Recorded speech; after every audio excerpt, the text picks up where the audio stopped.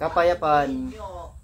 Magandang umaga po sa inyo lahat, mga kapatid sa pananampalataya sa buong Pilipinas at sa buong mundo. Naririto na naman po kami, ang Kingdom of Heaven in the Holy Nations of God, para sa isa namang pagayag na aming pong pastor, ang tunay na sugo ng Diyos sa ating kapanahunan ngayon na pinagkaloob ng ating Panginoon Diyos na ngayon sa kanyang kalooban, nakakandili sa atin ang ating mga kaalaman at tunawa tungkol sa mga bagay-bagay at nangyayari sa ating kapanahunan ngayon. Mga hiwaga, talinghaga at misteryo ng ating banal na kasulatan, lahat po yan isasaysay ng ating pong pastor. Ang may pakinig ay makinig sa sinasabi ng tunay na sugo ng Diyos sa ating kapanahunan ngayon. Narito po si Pastor Leonides. Ako dito. Sa lahat po ng mga patuloy na nakikinig ng mga tunay na aral ng katotohanan ng ating pong pastor, maraming salamat po sa inyong lahat. Narito na pong muli si Pastor Leonides.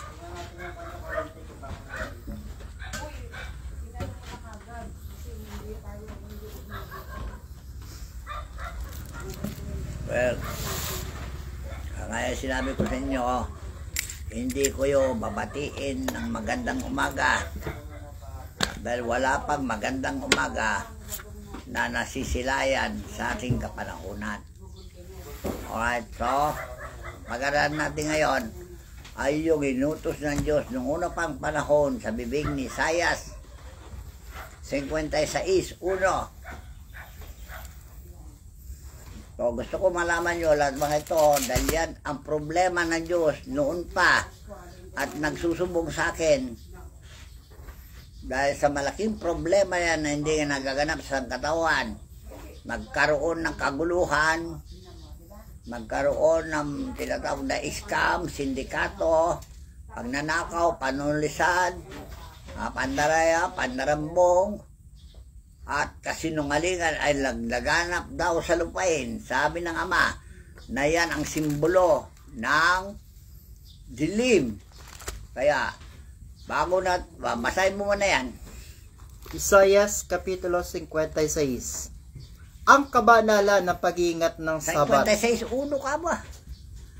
Pamagat pa lang yun. Oo, Isaias 56:1. Ito nga pamagat.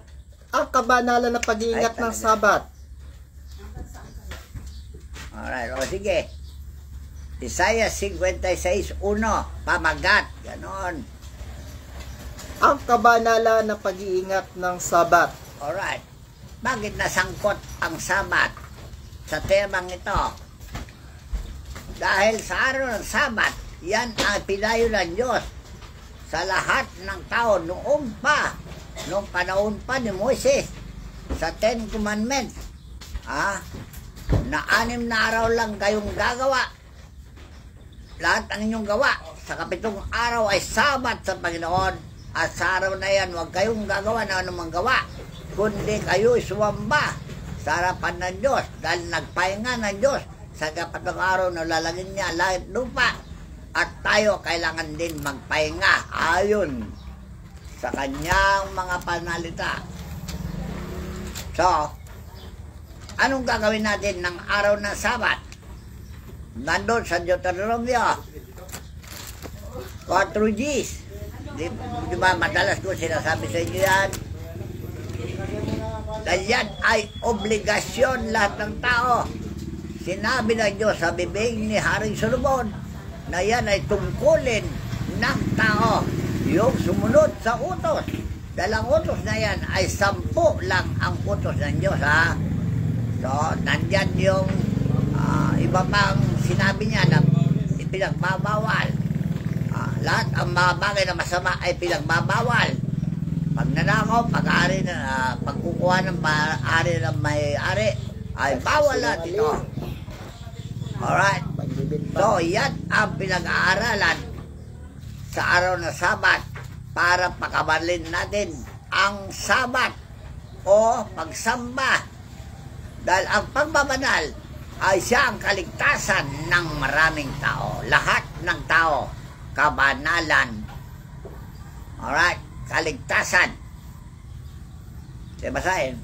Deuteronomio Kapitulo 4, talatang 10. Yung araw na ikaw ay tumayo sa harap ng Panginoon mong Diyos sa Horeb, nang sabihin sa akin ng Panginoon, papagpisanin mo sa akin ng bayan at aking iparirinig sa kanila ang aking mga salita upang sila'y mag-aral na matakot sa akin sa lahat ng araw na kanilang ikabubuhay sa ibabaw ng lupa at upang kanilang maituro sa kanilang mga anak. O, maliwanag yan na.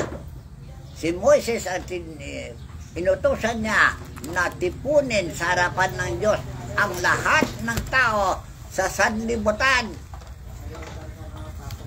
para iparinig ng Diyos ang kanyang salita upang tayo mag-aral na matakot sa Diyos para hindi tayo makagawa ng anumang krimen o kasalanan. Dahil pag gumawa ka ng kasalanan, walang kaligtasan. Tandaan nyo, ha? So, yung pamagat ng Isaias 56:1, basahin mo ulit. Ang kabanalan. Ang kabanalan ng pag-iingat ng araw ng Sabat. Alright. Yan lang instruction at ilalagay tayo sa right direction. O, tandaan nyo, dahil yan ang hinihiling ng sangkatawan, ituro mo sa amin ang nararapat namin gawin, ang sabi ng mga mananalangin. So, kailangan nila ang taong tagapagturo. Kagaya ni Isaias, kagaya ni Moises, Ezekiel, kagaya ng mga propeta, kagaya ni Jesucristo na tagapagturo ng mga bagay na matutuwid sa ikabubuti ng tao.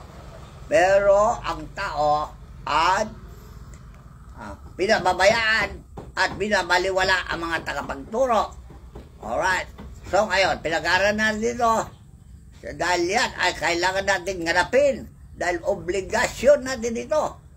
Sa harapan ng Diyos, lahat ng tao ay kailangan sumunod sa utos ng Diyos. Okay?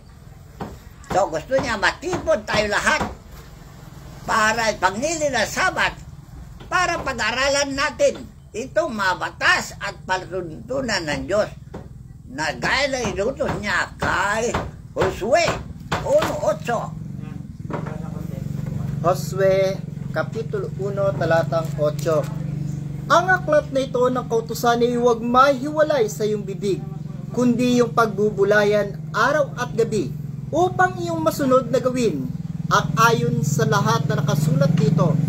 Sapagkat kung magkagayoy yung pagiginhawahi ng iyong lakad, at kung magkagayoy, magtatamo ka ng mabuting kawakasan. Ano yung pagiginhawahi ng lakad? Ang iyong lakad sa buong daigdig na ito, mahirap ka man, giginhawa ka kung masunurin ka. Dahil pinangako ng Diyos diyan sa banal na sulatan, pagpapala sa pagsunod ay pinangako, di ba? Levitico 21. So sa mga pamagat lang, maunawanan ninyo kung ano ang gusto ipaiwating na Diyos. O, pagpapala sa pagsunod ay kung di ka makasunod, Parusa. so kaya itong utos ng Diyos ito, ibalik natin kay Isaias 56:1. 66:1 o 56:1. Ganito ang sabi ng Panginoon, kayo'y mag-ingat ng kahatulan at magsigawa ng katuwiran, sapagkat ang aking pagliligtas ay malapit ng darating, at ang aking katuwiran ay mahayag. O sino maghayag ng katuwiran ng Diyos? Hindi ba ang mga tao na willing na maglingkod sa Diyos, na may katapatan, sila maghayag ng katuwiran ng Diyos? Yan ay inutos na yan noong pa. O, sino sa inyo ang pautusan? Walang pautusan at wala rin gagawa.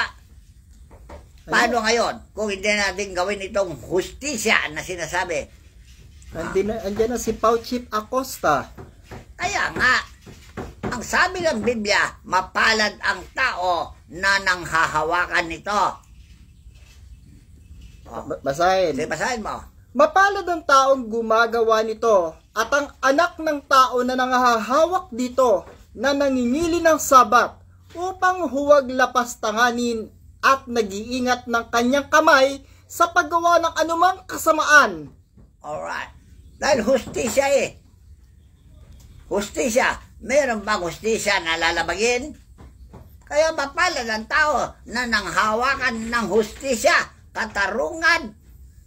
Tanda nyo ha? Justice for peace. Sabi nga eh. Nangyayari po sa panahon natin kung sino yung mga nasa hustisya, sila yung number one na lumalabag. Kaya nga, mayroon akong sinabi sa unang kong Facebook, if you are a lawmaker, you must not be a lawbreaker. Yan ang ibig sabihin. Kung ikaw ay mambabatas, huwag ikaw ang lalabag sa iyong batas. Get nyo? Alright, so itong batas na ito, makapagliligtas ba itong katarungan na ito? Makatarungan ba kung hindi nyo litisin ang makasalanan? Makatarungan ba kung ang tao nakita nyo magkakasala ay baliwala lang at hindi nyo ginagawa ng hustisya at katarungan? Para sa ganon, lahat ng tao ay matakot kung talagang may hustisya. Matakot ng tao gumawa ng masama. Wala kasing hustisya. Yan ang dahilan kung bakit nagpapatuloy ang kasamaan. Dahil napapabayaan at namimihasa ang mga makasalanan. Paano makakaligtas ang Diyos kung namimihasa ang mga makasalanan? So, hustisya ba kung hindi natin sundin ang batas ng Diyos? Lalo yung pagngingilin ng araw ng Sabat, batas ng Diyos yan na dapat igalang. Para sa ganon, mag-aral ng tao na matakot sa Diyos, hindi ba ganon? Para huwag magawa ng kasamaan sa araw ng Sabat at babanalin natin yan. Ito pang sinabi ng Apostol San Pablo, Hebreo 10:25. Sibasahin. Na huwag nating pabayaan ang ating pagkakatipon na gaya ng ugali ng iba, kundi mag-aralan sa isa't isa at lalo na kung inyong namamalas na nalalapit na ang araw. O lalong-lalo yung mga matatanda, senior citizen, sabi niyo, malapit na silang mamatay, araw ng kanilang kamatayan, kung hindi sila mabigyan ng wastong hustisya at katarungan. Ito po bang gera-gera na to? Sa palagay nyo, hindi libo-libong tao mamamatay dyan? Nagliliparan ng mga racket. Hindi nga makatarungan yung magpapatayan. Bawal yan. Magpapatayan. Hindi makatarungan yan. Bakit pinapairal nyo yung patayan? Kayong mga namamahala ng hustisya, bakit hindi yun binagbawal yung patayan? Inutos ba ng Diyos yan na tayo magpatayan? Inutos ba ng Diyos yan na patayin mo ang kapwa mo na walang kasalanan? Inutos ba ng Diyos yan? Unawain nyo ha. Ano to? Kamay namin? So, itong sinasaysay ko sa inyo, nakagawa na ba kayo talaga ng hustisya? Kayong lahat na may hawak ng pamamahala. Mayroon bang hustisya, makatarungan ba na ang pagpatay ay legal? Ang pagkakalitan ba ay legal o illegal? Pagnanakaw ba ay legal? So, kung hindi makatarungan, Mamaya na kung yun. hindi legal, lahat yan, bakit nag-ari ang illegal na mga gawain? Mamaya, ikaw. Kaya nga sabi, Oo. sabi ng Diyos kay Isaias, magsigawa kayo ng justisya at katarungan. Justice. Kahatulan. Ulitin mo.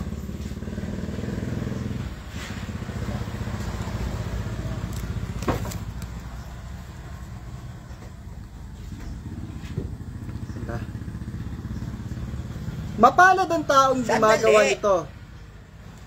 Ulitin mo. Isaias Kapitulo 56, talatang 1-2.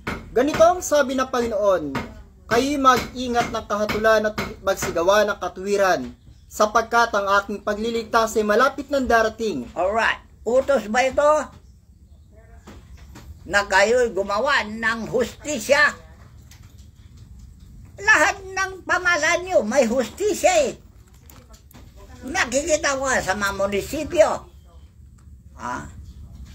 Espada at timbangan. O baka dekorasyon lang yan sa inyo. Pakitang tao lang. At di naman nyo ginagawa. Ang katarungan, hustisya. Ako nang gagawa dyan, makaya. Alright. So, ulitin natin. Kayo'y magsigawa ng kahatulan, hustisya, at kahatulan. Judgment. Alright. Lahat ba na nagkaroon ng kasalanan sa buong daigdig, nabigyan ba ng wastong hustisya na paglilitis sa mga makasalanan? Bakit? Dumadami ang makasalanan. Ang sabi ng Diyos, naghari na sa sanlibutan ang mga makasalanan. Bakit walang katarungan? Alright. Ito po, sabi ni Haring David, Awit Kapitulo 2:10. Sige. Ngayon ngay magpakapantas kayo, o kayong mga hari, mga tuto kayo, kayong mga hukom sa lupa. Kayo'y maglingkod sa Panginoon na may takot at magalak na may panginginig. Alright. O, dito tayo mag-aral. Magpakapandas daw kayo. Kayong humahawak ng hustisya. Yung tinatawag na Court of Justice.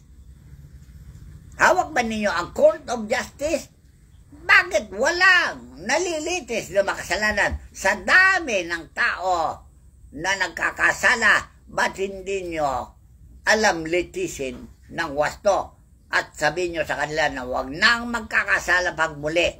Kamukha yung paglilitis niya kay Magdalena. Anong sabi niya kay Magdalena? Anong pinagaling niya?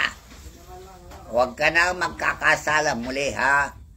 Baka darating sa iyo ang mas masama pa riyan.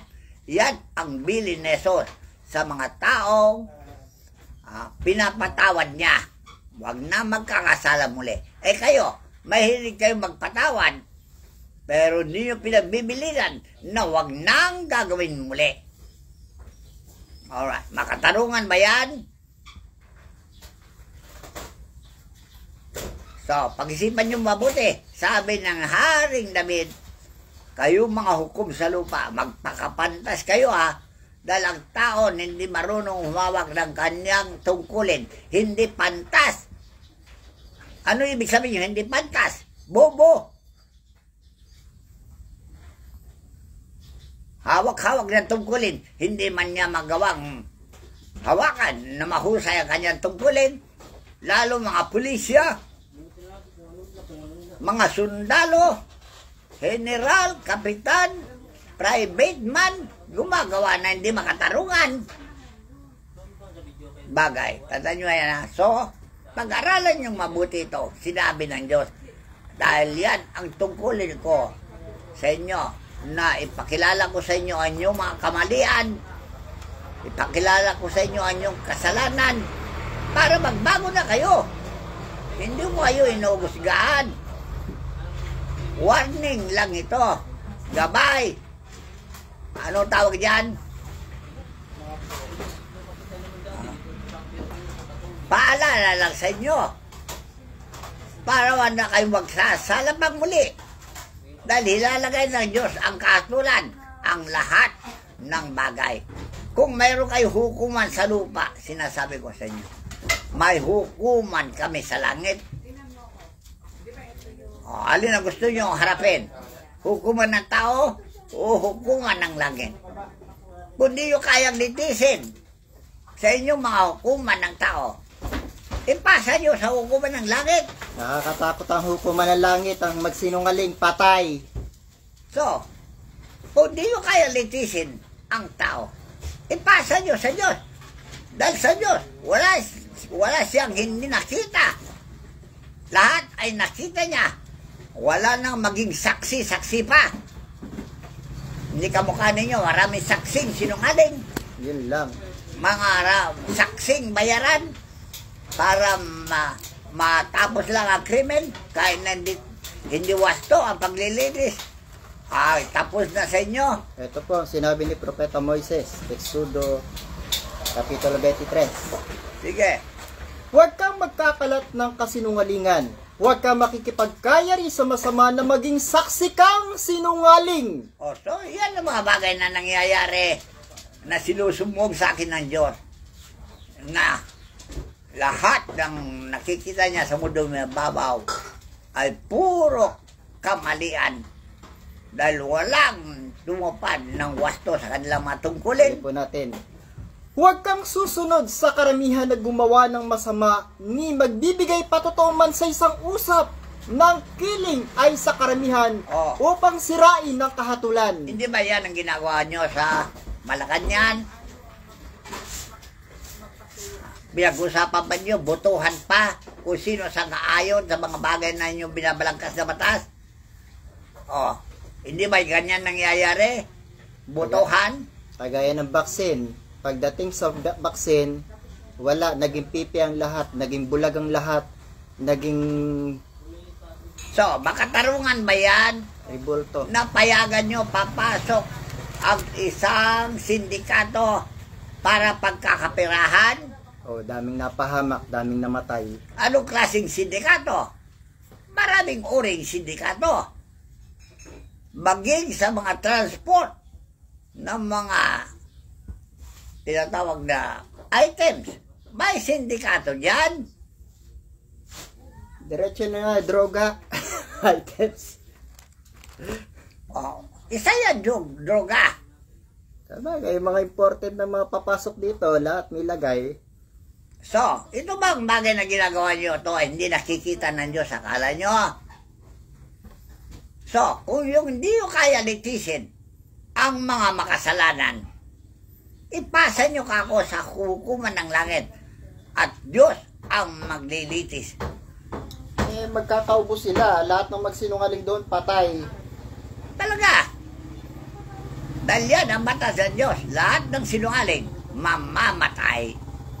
Wala nang gagawa. Matatakot naman siguro sila. Hindi. Ang sabi ng Biblia, sinabi ko, kahit na makapal pa sa mukha mo, magsisi ka lang at magbago, patatawarin ka. Kahit na makapal pa ang naging kasalanan mo, patatawarin ka. O ngayon, ilagay natin sa hustisya, wala nang pagpapatawaran. Iniling ni Jesucristo ang kapatawaran ng kasalanan sa Ama. Kaya sabi niya, Ama, patawarin mo sila dahil hindi nila alam ang kanilang ginagawa. Totoo ba na hindi nyo alam ang inyong ginagawa? Totoo yan. Matagal ng panahon na tinitis ng Ama ang inyong mga kamalian dahil sa namamagitan din ng Panginoon Jesucristo at lahat ng mga banal na kagawad niya, namamagitan din sila. Ngayon, sa tagal na panahon ng paghihintay ng Diyos ng pagbabago ng tao, pagbabago ninyo, nagbago na ba kayo? Ngayon, kung di kayo magbago, ano sabi niya? Parurusahan ko kayo na makapitupad dahil sa inyong mga kasalanan. O ano kayo, parusa kayo ng pito-pito.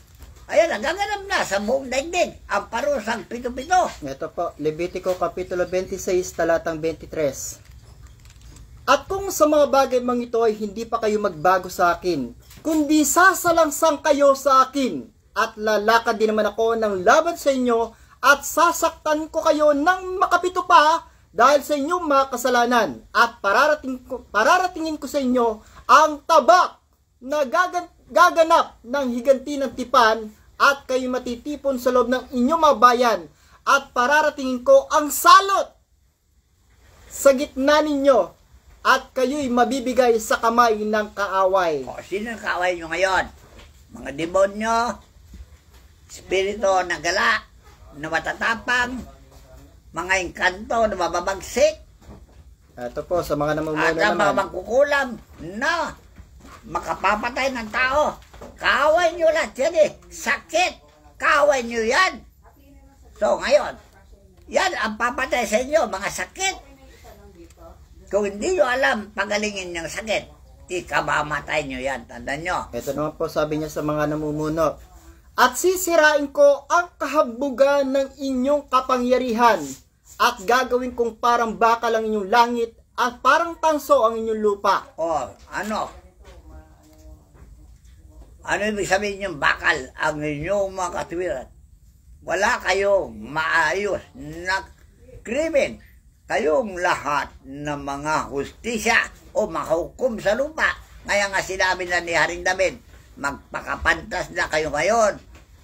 O, kayong mga hari. Kayo mga hari. Ano yung mga hari? Presidente Mga hukom sa man, lupa. namuno man, ano man, bansa, hari yan. Magpakapantas kayo. Ha?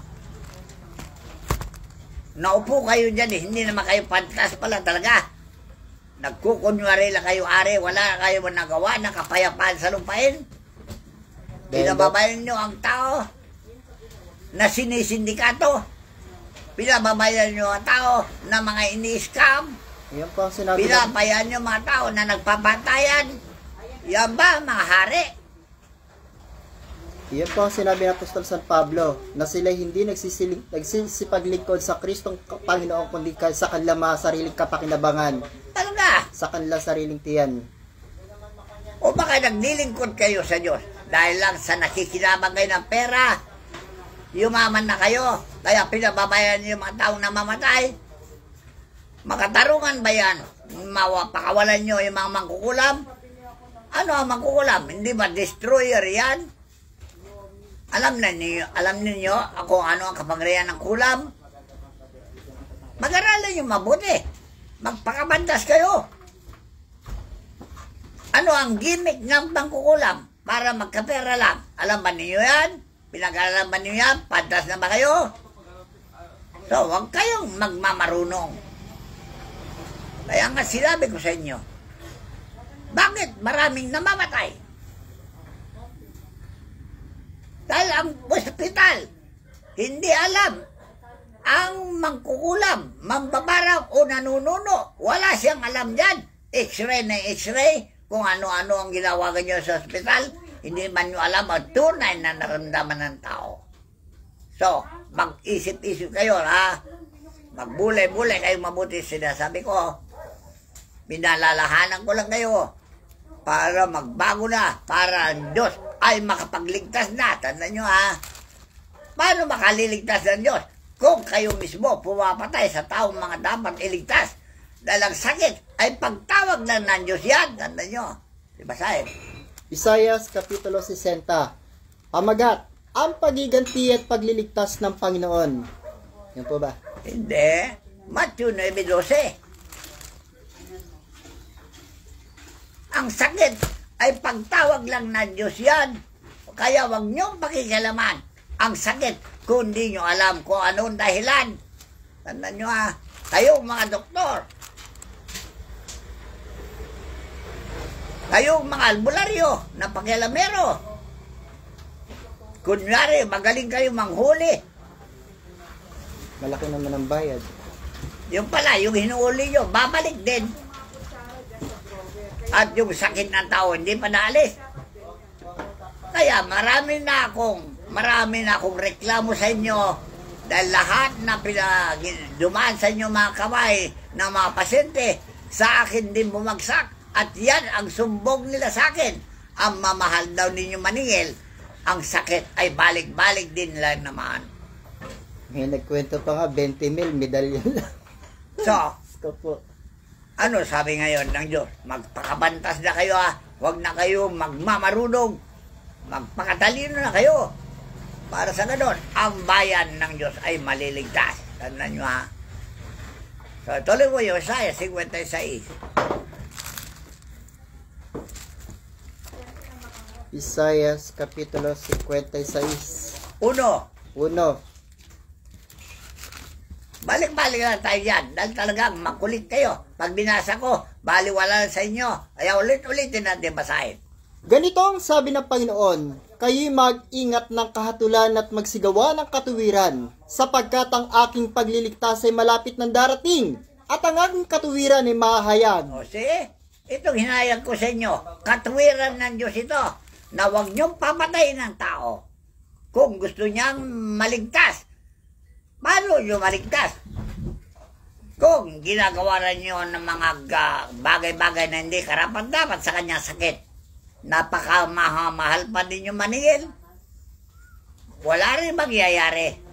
Lalo na yung opera nang ginagawa ninyo. Ang daming namatay sa opera na yan. Wala pa kayong kadala-dala. Hindi pa kayo nag-isip ng mabuti.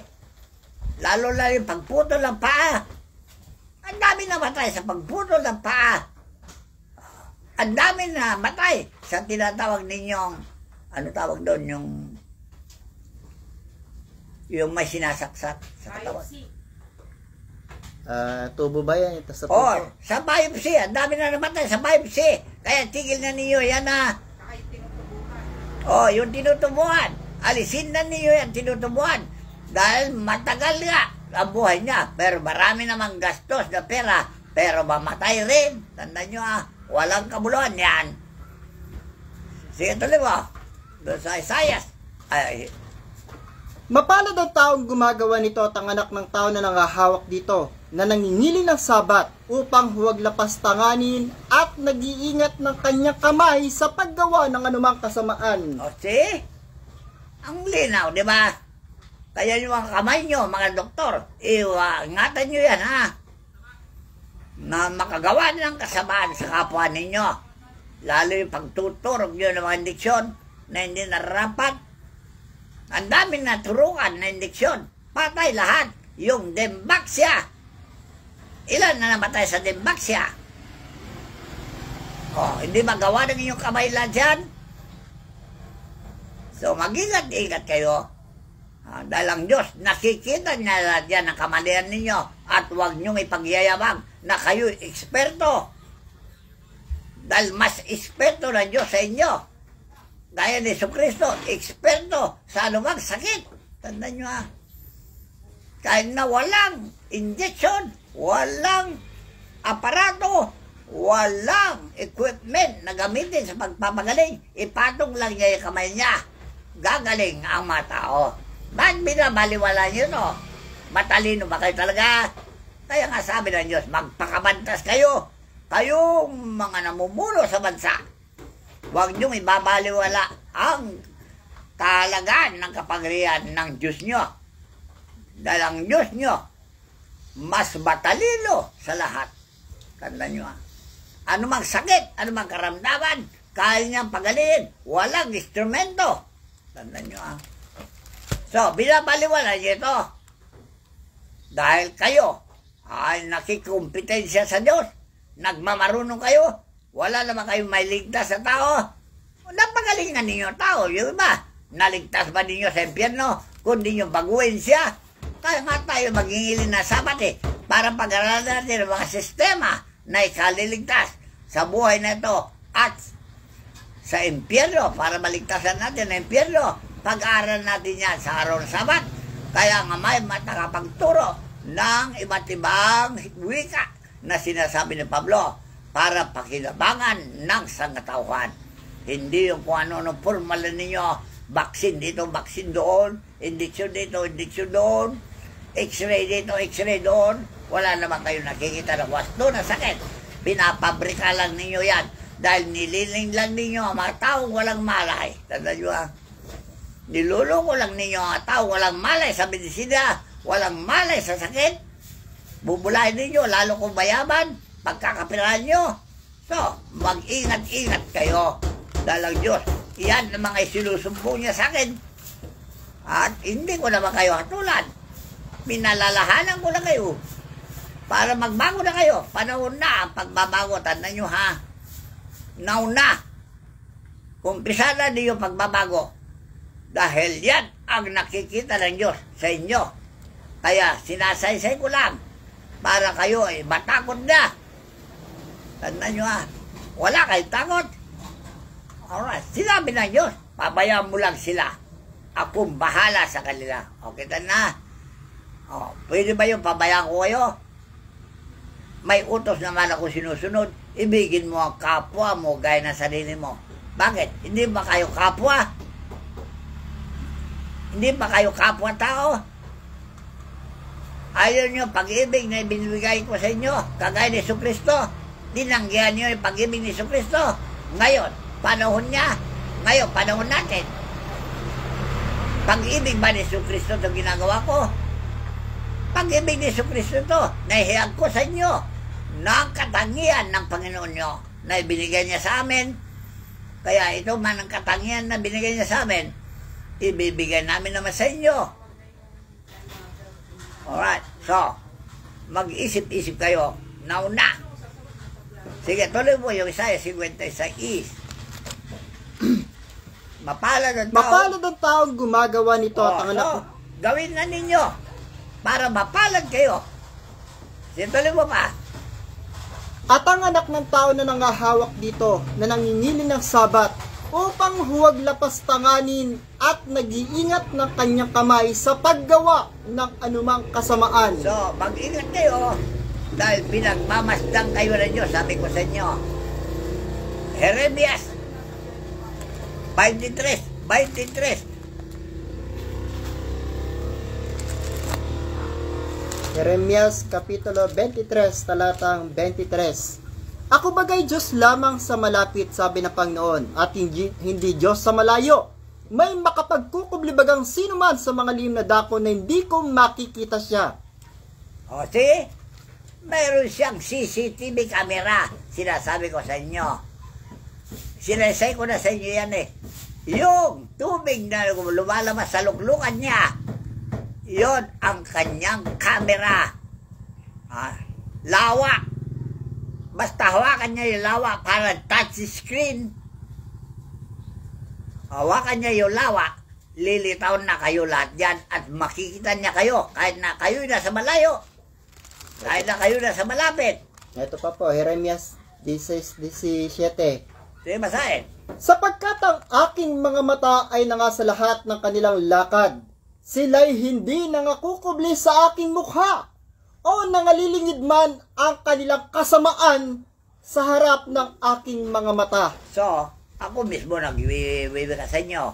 Beware. Mag-iingat na kayo. Dahil lumarating na ang hukuman ng langit. Kaya magbago na kayo, sinabi ko sa inyo. Now na, huwag na kayong patumpik-tumpik ba. Ituring na lang ninyo akong advisor ninyo. Para sa ganoon naman, magbago na kayo para maligtas na ang tao. Dahil yan ang panata. Malapit na pagliligtas ng Diyos kung mayroong justisya at katarungan. Tandaan nyo So, yung mga doktor, please, ikaw, Mr. President, manmanan mo sila para ang tao ay maliligtas. Tandaan mo dahil maraming gumagawa ng anomalya. Alam mo na yan, pero nagbubulag-bulagan ka. Dahil ikaw ay rebulto. Baka rebulto ka. Tandaan nyo yan Bulag, pipi at bingi. Kahit na nakikita ninyo, nagbubulag-bulagan kayo. Nagbibingi-bingihan. Makatarungan ba yan? Nakalagay ba kayo sa pwesto? Inilagay ba kayo para ganyan na gawin nyo? Magpabaya sa tungkulin nyo? So, wag mangyari kaya sinabi ko sa inyo, ayun pamagat na binasa natin, kapag mayroon ng hustisya at katarungan, malapit na ang pagliligtas. Amen? So, hanggang dito lang, dagdagan ko pa yan, dahil kayo, talaga sinabi ng Diyos sa akin, bobo pa kayo hanggang ngayon. Ano nyo? Kagaya ni Pablo, mus-mus pa kayo hanggang ngayon. So, huwag na nyo pagpapatuloy, kabusmusan na. Sinabi na rin David, magpakapantas na kayo ngayon. Sa pamagitan ng pagngingil ng sabat, mga turuan tayo at mga garalan tayo. Noon pa sinasabi ko yan hindi nyo tanggapin. Dahil ako'y gusgusin, walang kwenta sa paningin. Alalahanin nyo na ako'y pinili ng Diyos hinirang niya ako upang hihayag sa inyo itong kanyang kalooban na matagal nang inihayag. Pero binabaliwala ninyo. Paano maliligtas ang tao kung babaliwala nyo ang Diyos? Dahil sabi ng Diyos, kung wala ako, wala kayong magagawa. Okay? So, hanggang dito na lang, marami pa ako sasabihin. Dahil sabi ng Diyos sa akin, bugbugin mo sila nakasasalita. Dahil Paluin mo sila ng pamalong bakal. matigas ni daw ang ulo David. nyo. Porque ako isang mahirap lang, gusgusin, binabaliwala ninyo. Ang gusto po kasi nila, yung mga naka-Amerikana, mga nakasutana, mga nakabarong, yung mga nagagandaan yung mga kasuotan, yun ang mga Alalahanin nyo, kinikilala nila. itinatanyag ko ang bandera ng Pilipinas. Pakita mo nga. Ayan o, ipinahawak ko sa Diyos ang bandera ng Pilipinas para itanyag niya ang karangalan niya sa Pilipinas. Kaya huwag nyo ibabaliwala ito. Yan ang aking misyon. Yan ang aking idinahilan. Bakit ko ipinahawak sa kanya yung bandera? Simbolo Ito pa po, lang yan. ang sinabi niya sa Lucas 22, talatang 29 hanggang 30. Sige. At kayo'y inihalal kong isang kaharian, na gaya ng pagkahalal sa akin ng aking ama, upang kayo magsikain at magsinom sa aking dulang sa kaharian ko, at kayo'y magsisiupo sa mga luklukan na inyong huhukuman ang 12 angkan ni Israel. So, yan ang utos. Kung gusto nyo umupo sa luklukan ni Moises, gawin nyo lahat ito. Dahil si Moises ay siyang namuno sa Israel, sa bundok na Sinai, nung kanilang kapanahunan. Nung panahon naman ni Jesus, siya ang dapat mamuno, pero hindi natuloy ang kanyang pamumuno dahil hindi tinanggap ng tao ang kanyang pangangaral. Ngayon, sa panahon natin, wala na si Jesus. Ako na ang nandito. Hindi ako si Jesus. Pero itinuturo ko sa inyo ang mga turo ni Jesus. Kaya ito, sinabi ni Jesus, nung hatulan ng mga tao, nasa San Juan 8, magmula sa 43. 43. Dahil ang mga tao talaga suwail noon panahon niya. Kayo ba, suwail din sa ating kapanahunan at hindi nyo tanggapin ng aming mga panalita? Kayo ba ay anak ng demonyo? Hindi naman kayo anak ng demonyo Pero lahat ng dito matanggap sa salita ni Kristo ay taong makademonyo. Tandaan nyo yan. Ito, basahin mo. Bakit hindi ninyo napag-uunawa ang aking pananalita? Sapagkat hindi ninyo mangyayaring dinggin ang aking salita. Kayo'y sa inyong amang dyablo, at ang mga nais ng inyong ama ang ibig ninyong gawin. Siya isang mamamatay tao buhat pa ng una at hindi na nananatili sa katotohanan, sapagkat walang katotohanan sa kanya. Pagka nagsasalita siya ng kasinungalingan, ay nagsasalita siya ng ganang kanya, sapagkat siya isang sinungaling at ama nito. Yan, si Jesus, yung panahon niya. O sa panahon natin, sinungaling din ba kayo? Dahil itong sinasalita ko, yan ang itinuro ni Jesus nung panahon niya. Ito pa po sa 45. Sige. Ngunit dahil sa sinasabi ko ang katotohanan, ay hindi ninyo ko sinasampalatayanan. Sino sa inyo ang makasusumbat sa akin tungkol sa kasalanan? Kung sinasabi ko ang katotohanan, bakit hindi ninyo ko sinasampalatayanan? Kamukha sa akin ngayon, bakit di yung paniniwalaan? Sinasampalatayan. Sinasabi ko ang katotohanan. Ganyan din, nung panahon ni Jesus, nagsasalita sa katotohanan ayon sa Ebanghelyo o sa Biblia. Walang naniniwala. Eto po, pakinggan nyo po yung sa pastor kung paano siya dinalangin ng Panginoon sa Ama. Juan Kapitulo 14, talatang 16. At ako'y dadalangin sa Ama, at kayo'y bibigyan niya ng ibang mang-aaliw, upang siyang sumainyo magpakailanman. Ano po ibig sabihin nun? Ibang mga aliw daw. Comforter. Mga alik, ay naaliw ko kayo Kasi yung panahon po kasi niya, siya yung mga aliw. Kaya nagdalangin siya sa Ama ng ibang mga aliw naman sa panahon natin. O so, ito nga sinalita ni Jesus ay sinasalita ko dahil yun ang sinabi niya sa akin. Na ang mga sinalita ko salitain mo rin. So sinasalita ko. Dahil yun ang sabi niya, ang sumasampalanta sa akin, ang mga gawang aking ginawa ay gagawin din niya. Okay na. So ginagawa ko yung ginagawa ni Jesus noong panahon niya. Tuloy mo bukas sa San Juan 8.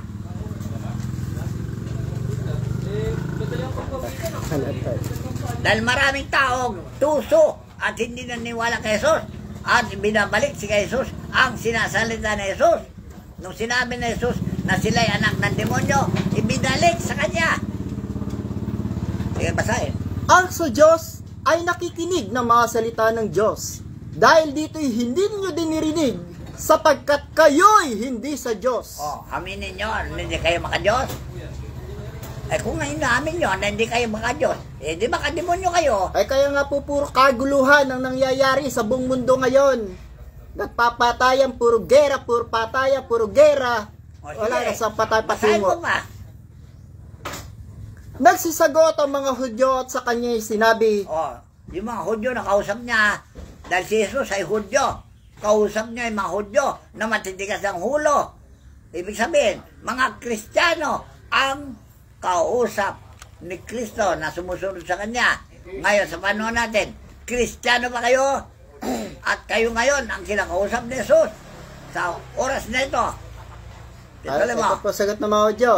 Nagsisagot ang mga Hudyo at sa kanya sinabi, hindi baga magaling ang aming pagkasabi na ikaw ay isang Samaritanong may demonyo? Binalik sa kanya yung salita niya sa kanila na sila'y anak ng demonyo. Ibinalik kay Jesus. Anong sagot ni Jesus? Sumagot si Jesus, ako'y walang demonyo, kundi pinapupurihan ko ang aking ama at ako'y inyong sinisiraan ng puri. Baka yun ang ginagawa rin niyo ngayon. Na sinasabi nyo, ako'y may demonyo. Kaya binabaliwala nyo sinasabi ko. Then, naganap lang. Yung naganap kay Jesus, yung panahon niya, binaliwala siya na sa katawan. Kamukha rin ngayon, binabaliwala nyo ang salita ko na siya ang salita ng Diyos. Pareho lang. So, wag na kayong magpatumpik-tumpik. Magbago na kayo, sabi ng Diyos. Para sa ganon, pasasaganayin niya ang ating bansang Pilipinas. Pinangako niya yan sa akin. Kung magbago na tayo, gagawin niya paraiso ang Pilipinas. Ito po. Ayaw niyo maniwala. Talaga matigas ang ulo niyo. Kundi yung paniwala nito. Pero sabihin ko sa inyo, uubusin niya kayo mga makasalanan bago niya gawin paraiso. Tandaan niyo ha. Dahil ang maiwan, mga banal lang na tao, iiwanan dito sa daigdig na lupa. Tandaan niyo. Mga banal lang ang maiwan. Lahat ng makasalanan, tatapusin niya lahat yan. So, hindi kayo manginginig dito. Hindi yung paniwalaan. To see is to believe kayo. Kagaya ng panahon ni Noe. Nung sinabi ni Noe, gugunamin ang mundo, walang maniwala. At manunukso pa kay Noe. Kailan ba ito mangyari, Noe? O parang ganun, nga siguro gusto yung mangyari. Gusto nyo mangyari agad ang paghukom? Pinabalago na kayo. Ginaganap na niya Pero yung pagharap ninyo sa harapan ng kanyang hukuman, yan ang gagawin natin. Bawat isa ay haharap. Tandaan nyo.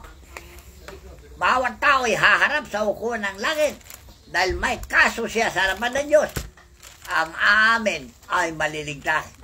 Ang hindi aamin, yung magsisisi, may pag-asa pa. Talaga. Dahil yan ang pangako niya. Kakasamahin niya lahat ng mga nagsisisi at mapakumbang ang loob. Pero yung hindi nagsisisi, iatsan niya lang sa impyerno. Okay? So, hanggang dito lang. Pag bulay-bulay nyo, sinabi ko, magbalik loob na kayo sa Diyos. Habang may panahon pa. Dahil gigil na siya, sinasabi ko na sa inyo, ayaw na niyang tanggapin ang aming pamamagitan. Dahil matindigas talaga ulo nyo. Wala nang tinatanggap na mamagitan. Sarado ang pinto ng langit. Hindi na kami makapasok doon para mamagitan sa inyo. So, handa nyo sa ninyo. Tandaan nyo dahil galit na siya. Ito po ating huling mensahe galing po kay Haring David. Awit Kapitulo 2, talatang 6 hanggang 10. Gayon may inilagay ko ang aking hari sa aking banal na bundok ng Sion, aking sasayisayin ang tungkol sa pasya. Sinabi ng Panginoon sa akin, ikaw ay aking anak. Hindi yan. Doon sa hagkan ninyo ang anak. Dire-diretso po. Andun din. Kasama dito yun. Sige. Aking sasayisayin ang tungkol sa pasya. Sinabi ng Panginoon sa akin, ikaw ay aking anak. Sa araw nito ay pinanganak kita. O hindi mo tinutukoy kung sino yung binasbasan na yan. Kilala mo ba yung binasbasan na yan? Eto po, si pastor po ito, ang sinabihan dito. Sila yung babaliin ng isang pamalong bakal. Iyong dudurugin sila ng parang isang sisidla ng magpapalyok. Ngayon ngay magpakapantas kayo o kayong mga hari. Mga tuto kayo, kayong mga hukom sa lupa. Kayo'y mga lingkod sa Panginoon na may takot at mga galak na may tanginig. Hagka ninyo ang anak, baka magalit siya, at kayo'y mga pahamak sa daan, sapagkat ang kanyang puot ay madaling mag-alam. Mapapalad ang nangangalong sa kanya. Okay. Ulit palala ko sa inyo. Dahil sinabi niya ng mga tao ng panahon niya, hali kayo sa akin, kayong lahat na napapagal at nabibigat ang lubha. Mag-aral kayo sa akin at magkaroon kayo ng kapahingaan ng inyong mga kaluluwa. Dahil ako'y maamo at mapakumbang loob upang maganap ninyo ang inyong hangarin sa buhay na walang hanggan. Alright. Ano ibig sabihin niyo? Halik kayo. Yun ang banal na halik. Wini-welcome niya kayo lahat sa kanyang kariyan at makipag-aral sa kanya para matuto kayo ng takot sa Diyos. Para sa ganun ay pagbabago ay makita niya sa inyo at ibibigay na ang mga pangako niya sa mga taong masunurin. Marami siyang pangako. Tanda yung kaligtasan, kasaganaan, kapayapaan sa sangkatauhan kung ang tao ay lumapit na sa kanya at sumamba. At yan ang papalain ng mga taong nagkakatiwala sa Diyos. Tandaan nyo So hanggang dito lang. Bulay-bulay nyo sinabi ko. Marami pa ako sasabihin. Magbukas kayo ang gusto nyong tanong para sa ko para malinawan ang inyong pag-alinlangan. So hanggang dito na lamang po at maraming salamat po sa inyo lahat. Patuloy po na nangakikinig ng mga tunay na aral ng ating pong pastor, ang tunay na sugod ng Diyos sa ating kapanahunan ngayon. So hanggang dito na lamang po, ating pong ibinabalik ang lahat po ng kapurihan, kapangyarihan, karangalan, lahat ng papuri, paggalang, pagsamba. Itinataas po natin yan sa ating pong dakilang Ama. At hindi po sa ating mga sarili, lalong-lalo na po sa mga namumuno. Ipagkaloob po natin ang lahat po ng kapurihan sa ating pong dakilang Ama at hindi po sa inyo. Ang Diyos, ang dakilang Diyos Ama po sa langit, ang ating pong itataas at ang ating pong, at hindi po natin itaas dapat ang ating pong mga sarili. Yun lamang po at maraming salamat po sa lahat po ng mga banal na espiritu, sa lahat po ng mga arkangheles ng kalangitan, sa lahat po ng mga doktor ng kalangitan, sa lahat ng mga Diyoses ng kalawakan, paggalang, papuri at pasasalamat ay amin pong tinataas sa inyong banal at mga dakilang pangalan sa aming pangalan ng aming Panginoon Maestro Jesus at sa kapangyarihan ng mga banal na espiritu, sa pangalan ng Ama, ng Anak, ng Diyos at ng Espiritu Santo. Amen.